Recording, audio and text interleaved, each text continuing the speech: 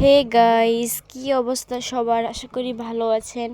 আলহামদুলিল্লাহ, আমিও ভালো আছি। আমার একটু ঠান্ডা ছিল, তাই আমি একটু ভয়েস দিতে পারি নাই, কিন্তু এখন আলহামদুলিল্লাহ ভালো।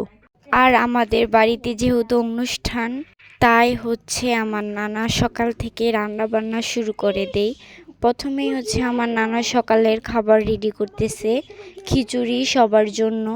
তারপর খিচুড়ি রান্না করার পর নানা সবাইকে খাবার পরিবেশন করে দেয়। আর এদিকে আমার মামা আমার পিছনে একটা চেয়ার নিয়ে বসে খাওয়া শুরু করে দিছে দেওয়া মাত্রই।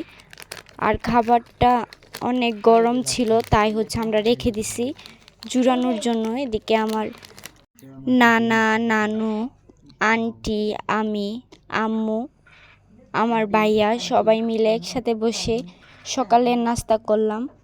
আজকে আমার নানুর বাড়ির সবাই আমরা একসাথে বসে সকালের নাস্তা করলাম। তো গাইস, আজকের জন্য বাই।